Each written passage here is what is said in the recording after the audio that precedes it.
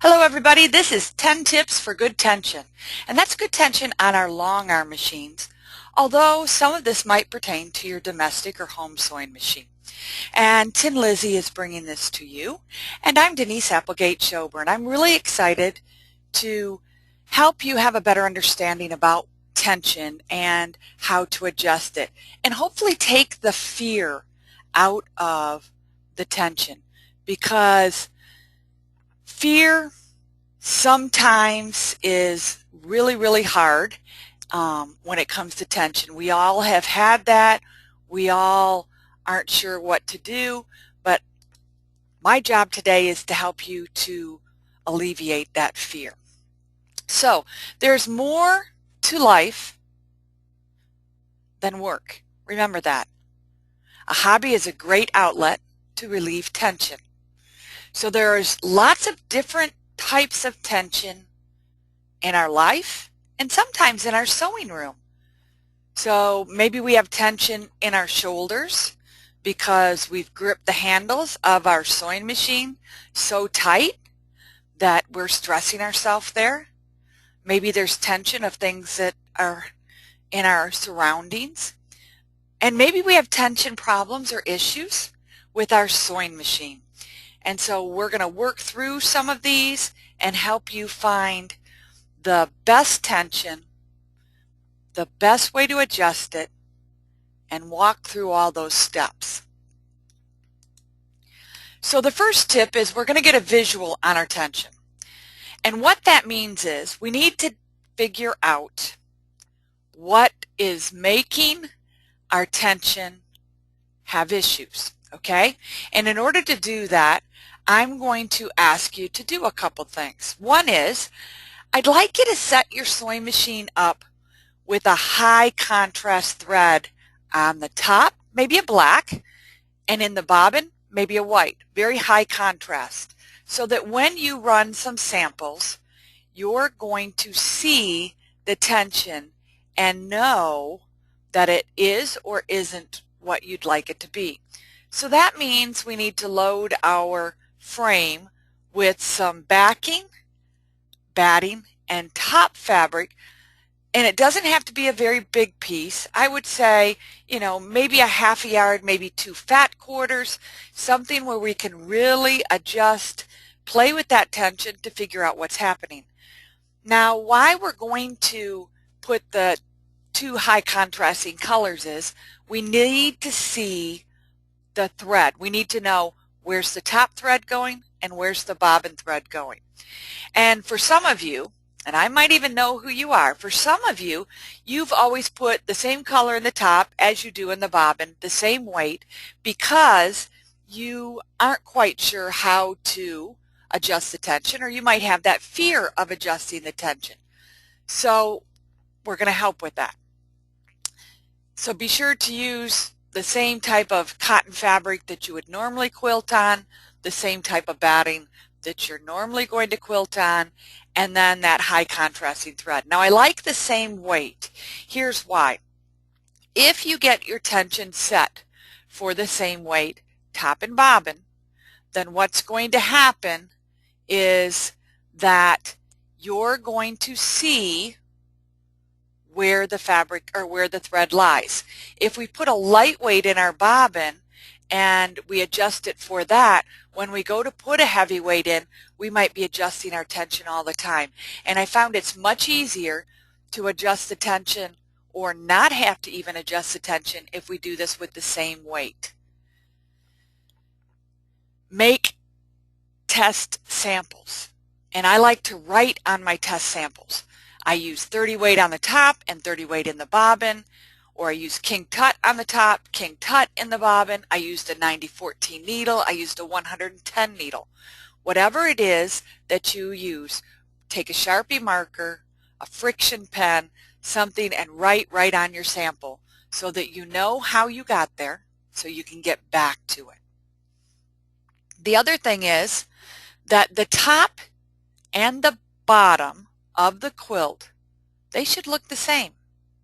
So once we get the visual on all of that, you should be able to flip it over and say, wow, I don't know which side's the top and which side's the bobbin.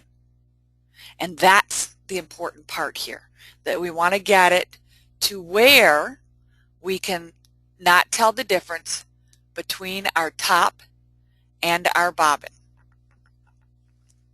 Now Lauren says that she sews left to right and right to left, but not but the top tension is so tight that the thread breaks. Then it's too tight. So the question I have is it breaking at the needle or is it breaking up by the tension? Where's the thread breaking? Because if the thread's breaking, there's a reason that it's breaking, but the question I also have is, did you open the tension up, Lauren? Did you open it up, meaning did you lift your foot up when you're moving the machine with the thread in it?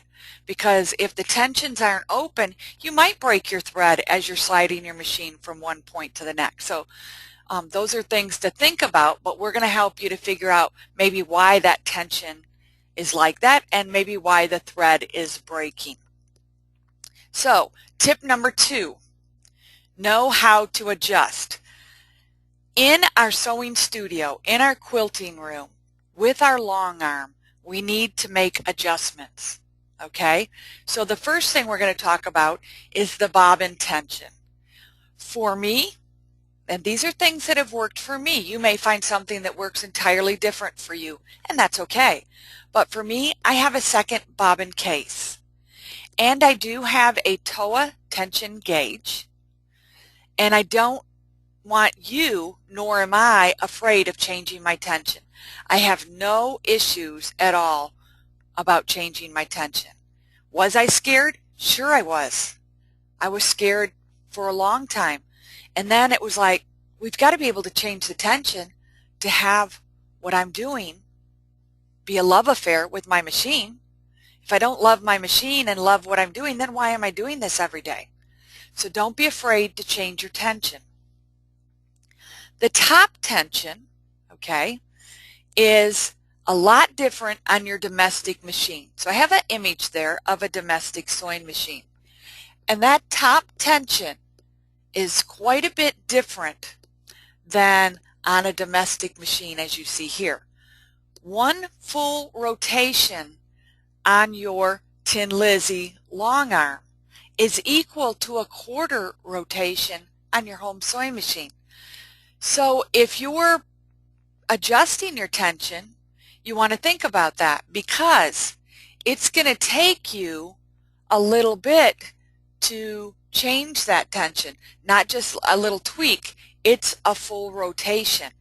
So it's okay when you're adjusting the tension to adjust it one full rotation at a time. So here's some thread tension images and some things to think about your thread tension. We want to make samples. We want to make samples when we change our thread of the thread colors and the stitch length anyway, so we might just as well make samples at the same time with our tension. So what do I do? Well, when I load my frame, my fabric is a minimum of 4 inches all the way around. Why do I use that amount? I need some places to play and test my tension. So if I have a minimum of 4 inches on each side, that gives me a spot on the side of my fabric or on my quilt frame to adjust the tension, to look at things, to play with things. And that becomes extremely important because I want to test. I want to have those samples to check. You really want to have the same weight of fabric and batting on those edge pieces that you do on the piece that you're quilting, because you're testing what you're doing. So the backing is going to definitely be the same because the backing and the batting are larger than the top. So then I have a hamper here in my sewing room, and in that hamper I have scraps of fabric. And what I do is I go and I grab a scrap of fabric that will fit in that space. I baste it down on that edge piece, and then that's where I test. And it works out quite well to test along each side. I again label those samples as I go. So I have a Sharpie marker right here. I label the samples and I continue on with what I'm doing and testing as I go. And I keep those samples. I actually take those samples, and when I'm done with that quilt, I'll take a few of those little samples. I'll put one aside that hasn't been washed, and then I'll serge around one with my serger. And if you don't have a serger, you could use a zigzag stitch on your sewing machine. And I throw it in the washer because I want to see what the consistency is once it's washed and take a look at what happens. Because sometimes we look at what we're quilting and the tension looks good, but sometimes we see a hole in our quilt, and once it's taken off the frame and even when it's washed, those holes close up. And those are the things that I'm looking at when I throw that piece into the washer. So remember, the home sewing machine is different. So going to the long arm tension is really important to understand. They look similar. If you've ever had a home or a domestic machine that you turn the dial on, and we'll go back to that one side, turn the dial on this, they're similar. But on a domestic machine, we could say, for a standard weight thread, regular sewing, set your tension at 4. Well, on your long arm machine, the 4, you might have turned it 3 or 4 times, and your 4 is not the same as somebody else's. So the numbers are there to really help you have a visual of where you're going and where you came from, but those numbers are not the same as what they would be on a home sewing machine. On my long arm, I change my bobbin tension more than I change the top tension. So I'm always fiddling with my bobbin tension and changing that. I rarely also put a heavier weight thread in the bobbin. I hardly ever do that. The only time that I can think of that I put a heavier weight thread in the bobbin than I do on top is with a monofilament, and that's a monofilament polyester thread, because I know that my tension, I need a little heavier to pull that thread down. Okay? The rest of the time, my top and my bobbin are either the same, or the bobbin thread is a lighter weight than the top. But rarely is it heavier in the bobbin. I'm not saying you can't do that. You'll just be adjusting your tensions more. And also with my long arm, I have a second bobbin case. And I have that second bobbin case because one is factory set and one is Denise set. And for that, I don't fear changing that bobbin case. I know the factory set one is perfect for a 30 or a 40 weight in the bobbin. I know the one that I set is adjusted for anywhere from a 60 weight, okay, to higher. 60 weight being the lightest, 12 weight being the heaviest. I've never put 12 weight in the bobbin and had successful luck, so I avoid doing that. I'll put 12 weight thread on top, but not in my bobbin. Be sure to check the tension, a little sample on the side. Every time you change the bobbin, you change your thread, and you change your needle. Because as soon as you don't do that, what's going to happen is maybe the thread got stuck around the bobbin case when you were putting it in. Maybe when you rethreaded your machine, it didn't get seated in the tension disc, and maybe the needle was slightly turned when you put it into the machine. So get in the habit of changing bobbin, changing thread, and changing the needle, and then checking the tension. So Don is asking me to give the size of the threads again. So the bobbin case, I very rarely put a heavy thread in that bobbin case, Donna. What I do is I put lighter weight or the same weight in my bobbin and 30-40 weight on top. For me, I very rarely use a bottom line or sew fine on top. If I'm using that, the thread embeds into what I'm stitching and I don't see the thread. And you can use that, but that's going to take some adjustments of the thread also. Most of the time, I use a 30-40 weight on the top, and then the bobbin will change according to what colors I want and what weight I want to use. Tip 3, making the change. Okay, only change one thing at a time. Meaning, okay, my tension looks bad, so I'm going to go and change the top tension, and I'm going to change the bobbin tension, and you know what? I'm going to change that needle too, and maybe it's my thread. Okay, we don't want to do that. We want to change one thing at a time. We want to change one thing at a time. So the first thing I do is I figure out, which we're going to walk through, which tension is bad, and I look at that. I look at the threading of the machine. I haven't changed anything, I look at the needle to make sure it's straight. But don't do too many things at one time, because what happens when we do that is we really don't know which one changed it. So we're going to change one thing at a time, and we're going to make that change and make a notation of it. Now, here's the thing. If the bobbin looks bad, it's most likely the top thread. So you're going to make small changes to the top thread, meaning I'm going to check to see, that it's seated. I'm going to check to see that it's in all of the little spots on the sewing machine that it needs to be in. I'm going to check to see that the thread's not caught on the thread spool up top of my machine. I may use a thread net to prevent that from happening, but make small changes.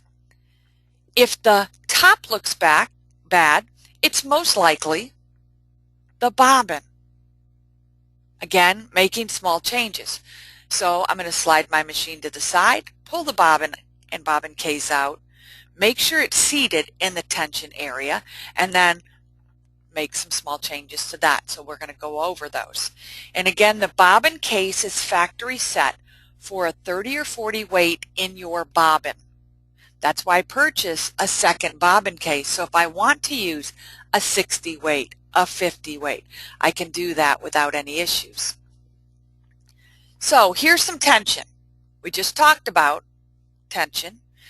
The top piece is our goal. The goal is to have the thread lie in the fabric with the meeting of the two threads. So I have a red thread on top, if you're looking at the upper picture. I have a red thread on top and a black thread on the bobbin. And they meet in the middle of the sandwich. Okay? We want it to meet in the batting. This is just an image with two pieces of fabric, but we want it to meet in the batting. So if we're looking at the left image on the screen, what would be the first thing you might do? Looking at that left image, what's going to be the first thing you might do?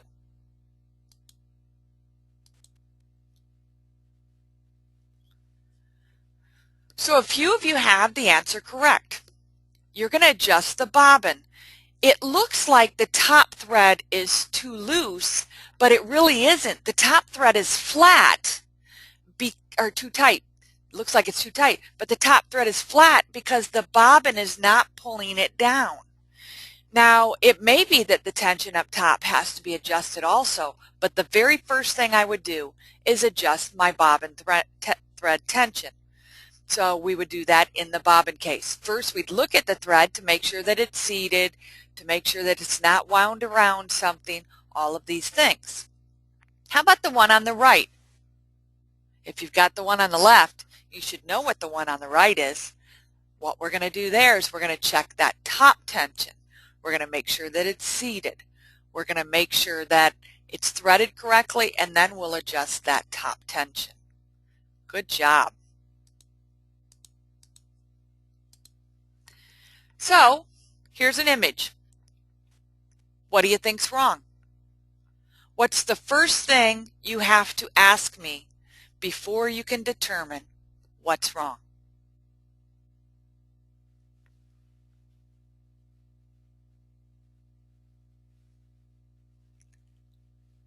Bingo! All right, perfect. Are we looking at the top or the bobbin or the bottom? because that's what's going to tell us what's wrong. So let's just say we're looking at the top. What are we going to do? We're going to pull the bobbin case out. We're going to check it. We're going to make sure that everything's seated correctly. Because if the top is ugly, it's the bobbin. 99% of the time, it's the opposite of what you think it is. Good job, everybody. Now again, if it was the bobbin, if it was the bottom we were looking at, okay, then that means that something's wrong with our top thread. It might not be seated in the tension disc. We might have had our foot down when we threaded. We might have missed a spot when we were threading. So there is an important element to think about. Tip number 4, let's understand that bobbin case, because in order to understand tension, we've got to understand where the tension is coming from, okay? So let's get an understanding of our bobbin case and the tension and how it works. So the bobbin has a specific way it goes in, the way the thread is placed and the way that it winds through the case. However you think of it, it's great. But here's how I remember which way the bobbin case goes in. I hold the bobbin case in my hand, as you see in the image, okay? And the bobbin goes in making a cursive Q. It goes around the top clockwise into the case and snaps into the tension area.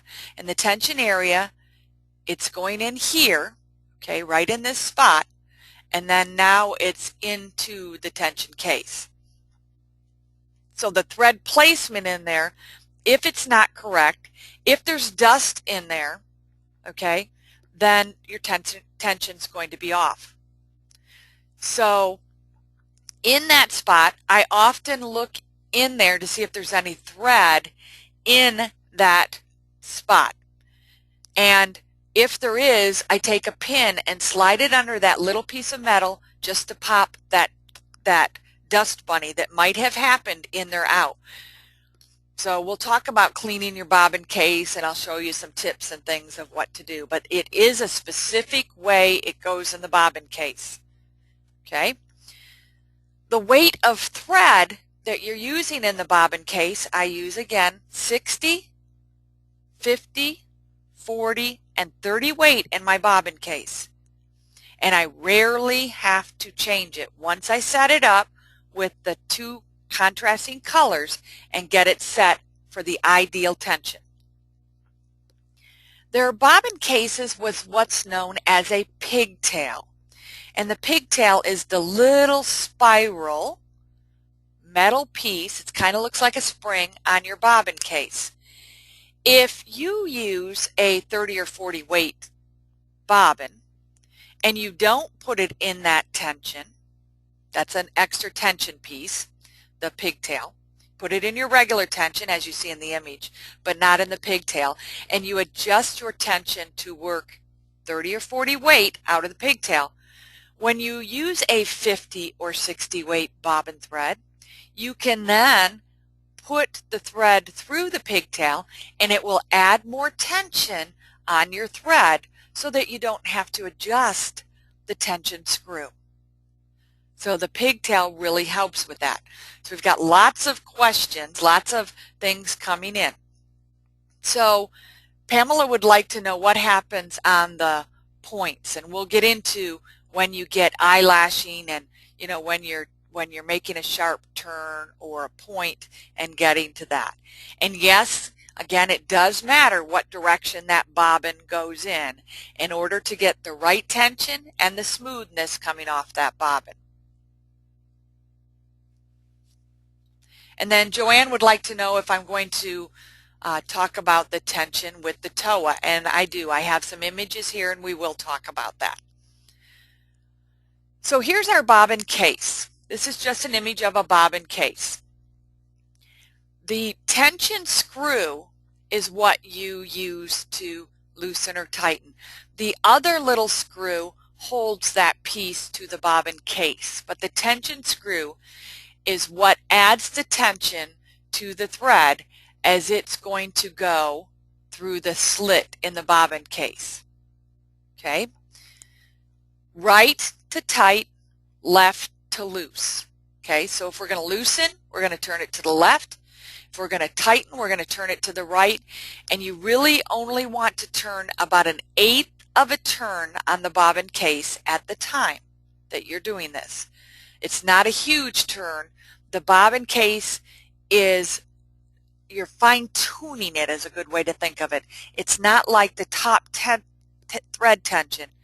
It's fine-tuning it to have it meet and be exactly what you need. So tip number 5 is test the tension and the Towa. So if you put the bobbin in the bobbin case correctly through the tension and you hold the thread, the bobbin shouldn't just drop. You should have to kind of flick your wrist for the tension to be correct and the bobbin to slightly move, okay? You want to do this over top of your quilt frame, over top of a soft landing, because the note at the bobbin, don't drop your bobbin case on the floor because you might bend it. And a bent bobbin case is going to give you bad tension. So for those of you that have tried and tried and tried to get your bobbin tension correct, think about if you've dropped your bobbin case, because if you're on tile or hardwood floor or cement, when that bobbin case hits the floor, it bends the bobbin case and things aren't as equal as what they were before. So that's a drop of the bobbin case. And at the end, we're going to go to the video and I'll show you how that works. The Towa, a bobbin Towa, that's a tension piece. It comes with instructions, but what you do is you put your bobbin case in the Towa and the thread goes around the little discs in a backwards S shape. So the thread will go in here, around this, up, and it rides right across this. And this part here gauges the tension. And you want your tension on the bobbin case to be somewhere between 250 and 350 for your 30 weight thread or 40 weight thread. They're about the same. They're a little different, but they're about the same. That will help you once you gauge that to get it correct. And I use a Towa quite often. Now there are Towas for L front load bobbins, the small bobbin, and there are Towas for M bobbins that are front load. So you want to make sure if you get a Towa, it's for the right size bobbin for your machine.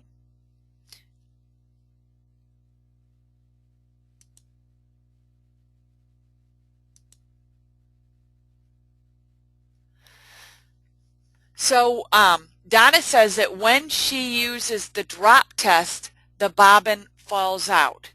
Well, there's a way I'll show you that you can hold the bobbin without it falling out. You really want to try this, and I'll show you visually how to do that because you don't want to tape it. That's going to impede on the bobbin case and the bobbin moving in it. And sometimes even when I do it, it falls out. But you're not doing it for a long period of time. It's just a flex of the wrist to get that to work. And yes, I'll show you how to use the pigtail. We'll put the thread in the pigtail, and when we go to the video, I'll show you how that works most definitely.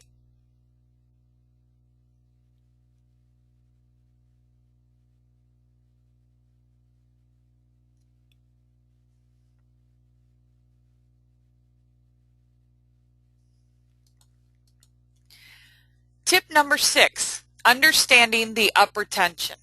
Okay, so now we're going to the upper tension, and the upper tension is a dial with a disc, exactly what you see on the screen here, and it has a little wire that comes off of that. So when the upper tension is bad, we need to understand the upper tension also, okay? And when you thread your machine, a couple things.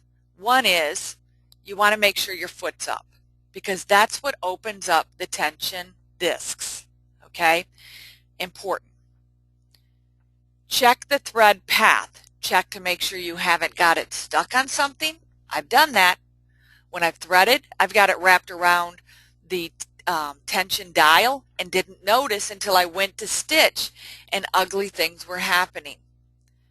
Ask yourself, is the machine threaded correctly? Okay. There are multiple holes on the machine in a couple different spots.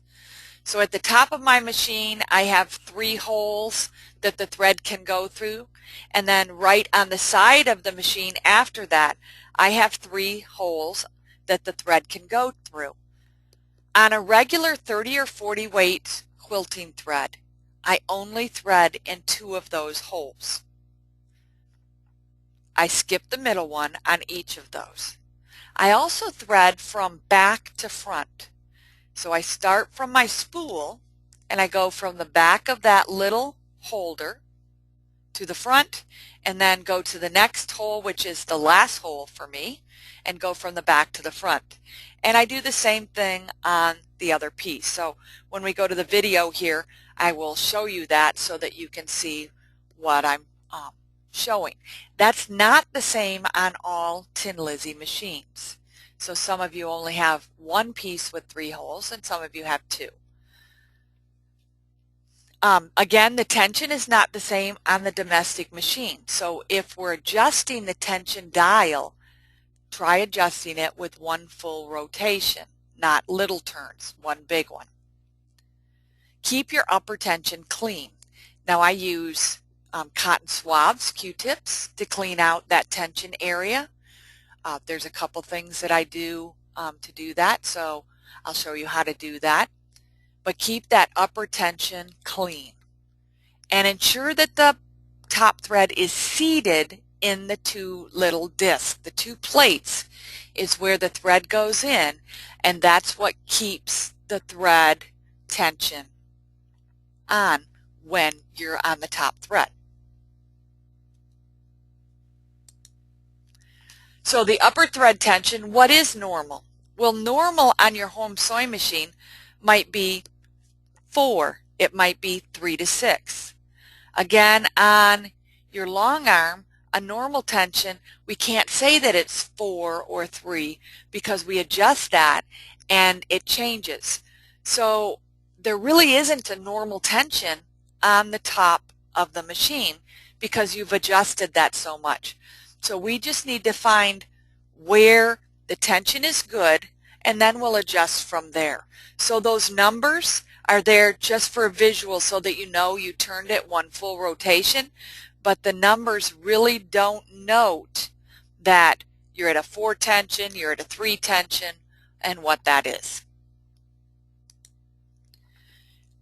Tip number 7, needles and thread. So we're changing our thread often, at least I hope you are, because the beauty of quilting is the ability to change our threads and the ability to have different things to choose from.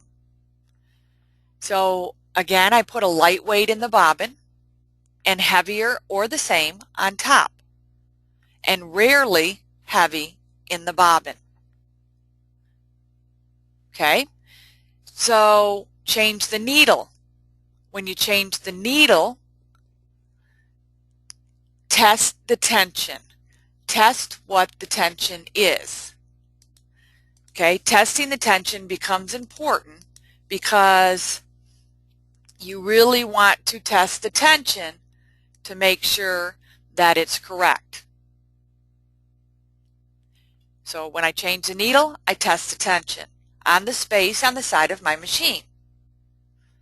The needle makes a difference in your stitch and in your tension. Sometimes just changing the needle will make a difference from getting eyelashes and things like that. So you want to check that when you change your needle and your thread.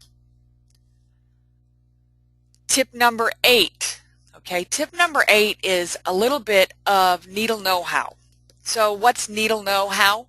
Well, needle know-how is, how do I know that I have the right needle in for what I'm doing? I need to know that it's straight. I need to know it's the right size. I also need to know that it's the right type of needle. So when we look at this Grossbecker needle pack, the big thing is that your machine, if you have a Tin Lizzie, takes a 134 needle. And there are lots of 134 needles out there. So you have to be careful that you don't get a 134 FG or a 134R. The ones that I prefer and I use all the time and have great luck with is 134 MR. They're the gold banded Grossbecker needles. My favorite is the 116. Size-wise, the 116 works well with regular quilter's cotton, good quality, batting that can be cotton polyester blend, or polyester, and it works well for the thread types that I use. And I use cotton threads of all different weights, polyester threads of all different weights, monofilament threads, and blends. And for that reason, I want a needle that things ride correctly down the scarfing of the machine and the needle. And this needle that you see down here, this is the back of the needle. This is actually a curved spot on the back of the needle. And you want to make sure that goes in the back when you place your needle into the machine. So the thread type, I'm going to change my needle for the type and the size. I might even change my needle if I change my fabric. So if I was going to quilt with a canvas or denim, I'm going to use a 110 needle, a 110. That's going to help to make my tension correct for what I'm doing. And rarely then again will I have to change that tension. So for the thread again. Now, what are you quilting? What you're quilting will have you change the needle. And if you're not changing your needle, then that also is going to affect your tension. So you do want to change your needle after every project, after every frame full of quilting pieces, table runners, placemats, things like that, or every 8 to 10 hours of sewing. Even a titanium needle is made to be changed every 8 to 10 hours of sewing. It does have longevity of that needle, or for that needle, because of the titanium, but that's keeping the friction down on what you're doing. So you still want to change your needle every 8 to 10 hours of sewing, every project, or every frame filled with things you're doing. How are you quilting? Are you quilting in the ditch? Are you quilting through 25 layers in a Mariner's Compass quilt? So think about that, because how you're quilting is going to change the needle and also affect your tension. Where are you quilting? Are you quilting in the border and you're all along that edge? Are you basting? All of these things affect your tension. So we've got a few questions coming in. One is, does the magnetic bobbin make a difference in working with your bobbin? A magnetic bobbin, I think what you're asking about, Sheila, is a pre-wound bobbin, and it has a magnet on it that holds it flush to the bobbin case. And for me, I don't use a lot of pre-wound bobbins for a couple reasons. One is I have no control on the tension of that bobbin, meaning that it was wound with a machine very tightly onto that piece with, I don't want to call it glue, but for a better word, with a substance that helps the thread stay together on that bobbin. And so sometimes they have cardboard sides, sometimes they have no sides, sometimes they have a magnet. And what tends to happen is without the sides of the bobbin, the thread falls to the back or to the front and often gets caught. Also for me, the pre-wounds aren't in as a color assortment that I like. I use a lot of variegated threads, and so I wind my own bobbins because of that. The other thing with the magnetic bobbin is there is absolutely nothing wrong with you using it if it works for you. Okay, but putting it in the bobbin case is exactly the same, and how it comes off the bobbin is exactly the same.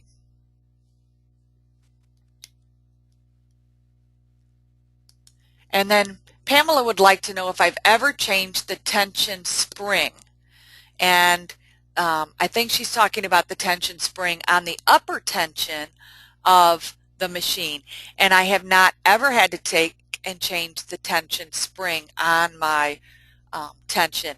I have disassembled my tension because there was something in it and I knew there was, but I couldn't see it. So I have disassembled my tension and put it back together again on my upper thread, but I've never changed my tension spring.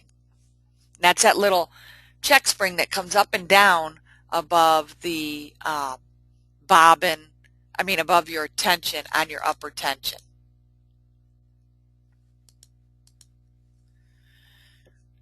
Number 9, your movement, the way you move, is going to make a difference.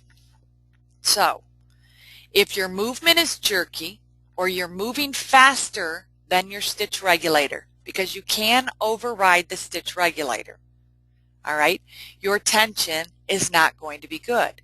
It could be perfect if you stitch a wavy or straight line and you're just as smooth as can be.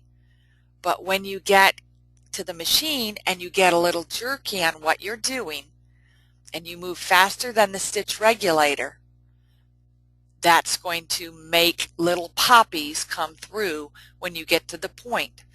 So I'm here to let you all know that you can slow down. You don't have to go fast. Slow is often better than fast. Okay? Smooth is the best. The needle may flex as it enters or leaves the fabric. So you have to be careful with that, and that has to do with being jerky also. You don't want the needle to bend or flex as you're quilting. You want the needle to stay the same beautiful straight piece that it was when you started. So here's a couple things. If your foot pressure is too low, it's going to move the fabric as you're quilting, and that's not good, and that will affect the tension. If your foot pressure is too high, you're going to get eyelashing and ugly things happening on the bottom of what you're quilting if it's too high. So you want to find where the foot will lie flat on the fabric with a dime underneath it. Adjust the height with that dime underneath it and tighten it up, and that's going to be the ideal height. Now, if you've never had an issue with it, great, okay? But that's what works for me.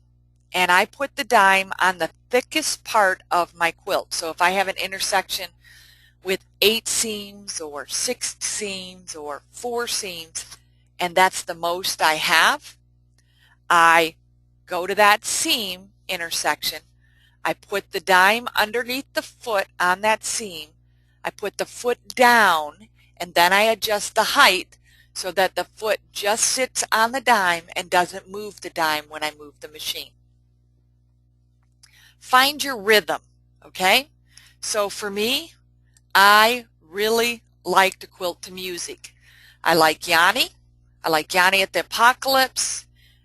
I like smoothness. So I'm going to dance to music. What's going to make you dance with your machine? Find your rhythm. Strive to be smooth. Consistent movement's the best. regulated tension, you're going to find, is going to be different than manual. Okay, manual is non-regulated.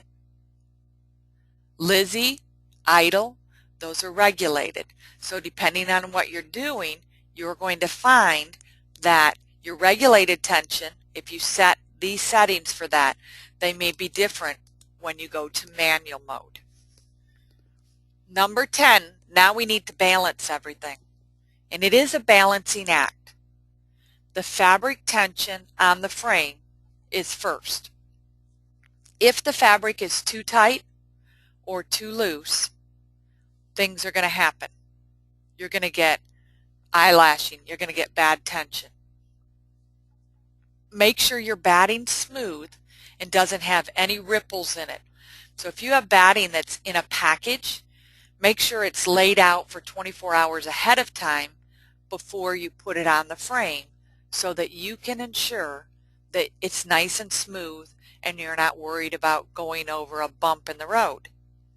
You can baste as you go. So I baste the top of my quilt down across the top. I baste along the left side if I'm starting on the left, and I go to the right, and then I baste my right side. I baste as I go. There's nothing wrong with that. There is nothing wrong with basting in the ditch as you go.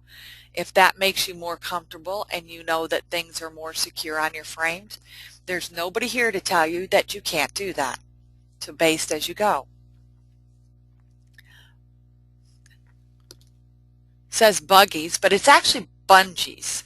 So your bungees are really important to know how to have those. If your bungees are not right, what happens is that you have too much tension, too little tension on your piece. So your bungees, let's talk about those. They should only hold the back and the batting. You don't want to pull the top. You don't want to stretch the top. So the bungees are really only to hold the back and the batting. One of the reasons that our back and batting is bigger than our quilt piece on the frame is so that the machine doesn't hit the bungees. Because if the machine hits the bungees, then we're going to knock things off and have some bad experience. So you want to be sure that your bungees are taut, not tight. The backing is floating on the bed, meaning that you want it to lay on the bed of the machine. You want it to be at the right height. So what I do is I actually lay a level across my machine and make sure my take-up rail is the right height. And then on my prior one, meaning on the take-up rail, I take that rail, and what I do with that is I make sure that that rail, my fingers can reach underneath that rail slightly so that it is not too high. When my fabric is too high off of the bed of the machine, again, I'm going to get the little eyelashes happening. New needle. Maybe putting a new needle in is going to help with this. So relax and breathe. How many of you hold your breath? You go to the machine and all of a sudden it's, you got to breathe and you need to relax. So again, how do you relax? What makes you dance with your machine? And make it a love affair with your machine that's going to last. You know, we quilt, we sew, we do these things because it's what we love. So make it something that you can love. So relax. It doesn't get much better than this. This is what you should feel like every day when you go to your frame. You should be relaxed, not stressed about the tension. All the tension in your life is out of that room, but relax. So I put this here so that I can get my video set up, but nature doesn't hurry, yet everything's accomplished, which is so true, isn't it? It really is. It's so true because nature doesn't hurry, but yet when those flowers need to bloom and things need to happen with the flowers and things, it does happen. So we've got a few questions coming in, so let's see what we've got here.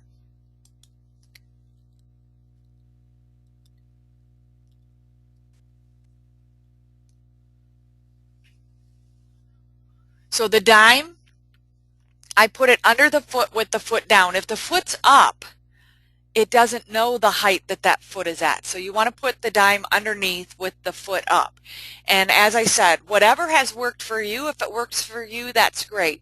These are just things that I have found over the period of time of having a long arm that have worked very well for me.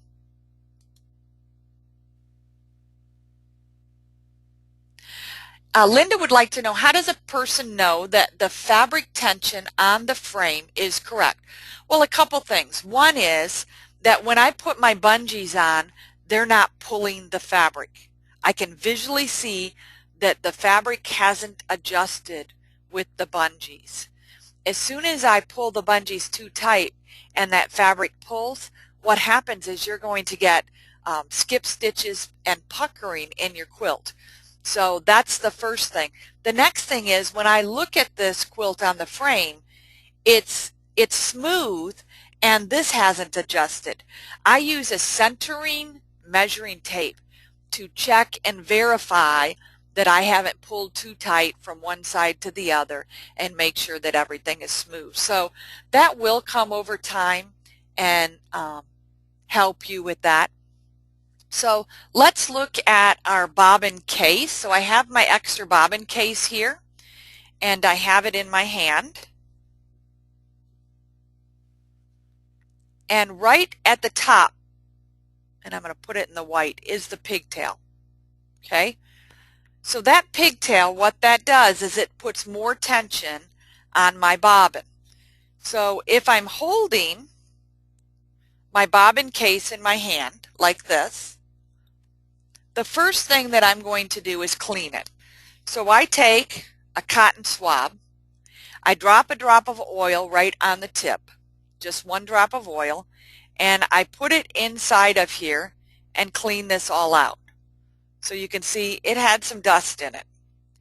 I also drop a drop of oil right in this well right here, and that helps the bobbin to have less chatter and keeps things lubricated in there. Once I'm done cleaning my bobbin case, I put the bobbin in, okay? So like a Q down and up into this spot, which turns the bobbin, looking at it this way, clockwise, okay? So I know that it's in this spot right here.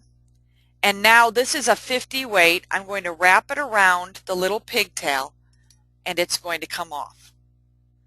Okay? If I'm testing the bobbin with the pigtail, I hold the bobbin case and I lean it against my hand like this to see if it's going to fall. So that thread is pretty tight on this bobbin case. It's not falling. So if it was too tight, as it is here, I would go to this screw and turn it to the left about 1/8 of a turn. Or I would use my Towa and put it in my Towa to test it. So that's the first thing. Again, the needles have a gold band. Those are the 134s for your machine. Now I'm going to move the machine and show you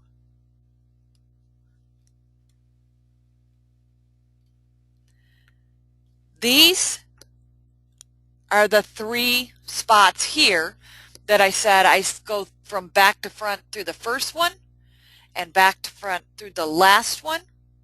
I skip the center one unless I'm using a lightweight thread. I do the same thing on this piece here.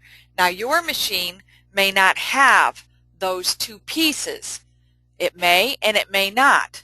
And having those pieces, it just allows me to play with my tension without turning the dial. And so that becomes extremely important. So we've got some more questions coming in. Let's see what we've got here.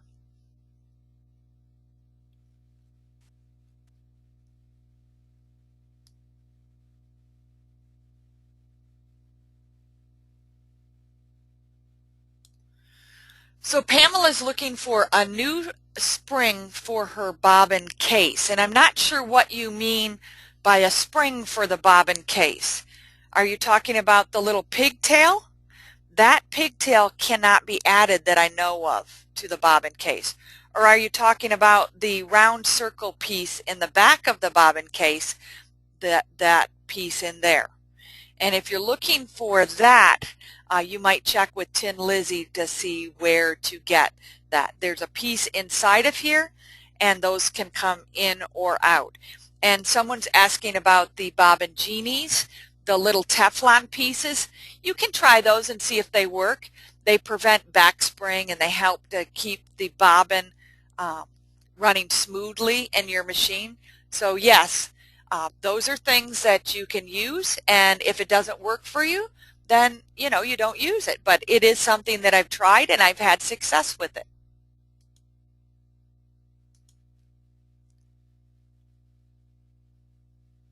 So Joanne says if the thread is the same and you change your color, can that change your tension? It can if it's a different weight, but most likely you won't have to change the tension. You could go from white to red to black and not have to change the tension. It's more the weight that's going to interfere with changing the tension. If you've had to change the tension with the same weight of thread, just a different color, then we need to look at, is the threading the same? Or is it that you were using a white thread and you went to a black thread and now the thread's breaking? And that actually has to do with the dyeing process. A black thread is dyed 100 times more than any other color. So black thread tends to want to break more than other colors. So sometimes I say just slowing down with that thread is going to make it easier for you to have an adjustment and not have difficulty with it. Michelle would like to know, do I use a different needle for batik? I still use the 100 needle. I'm really an advocate of making sure I change my needle. And so if I have a 100 and I change the needle to a very sharp, new, fresh needle, I have very good luck with it. If I'm looking to create a batik and it's a very detailed work and I need a finer hole in the batik, then I'll use a 9014 needle on the batik. I also use the 9014 and the 8012 on silks when I do silks and have better luck with that.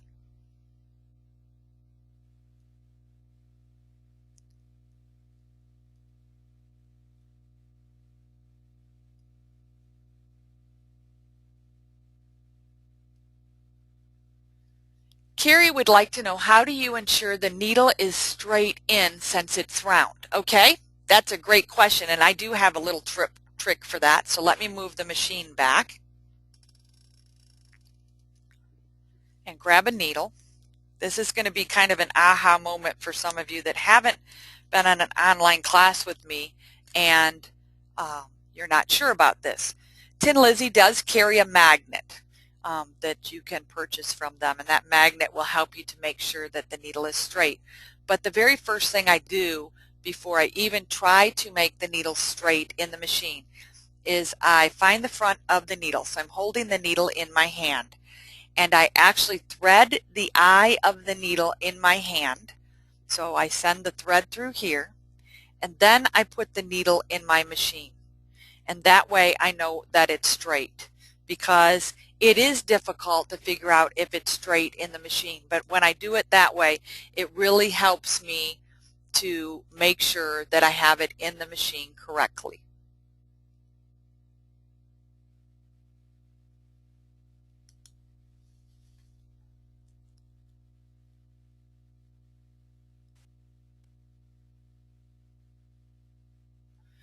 Donna was asking about the dime, and a lot of people have been told different ways to do that.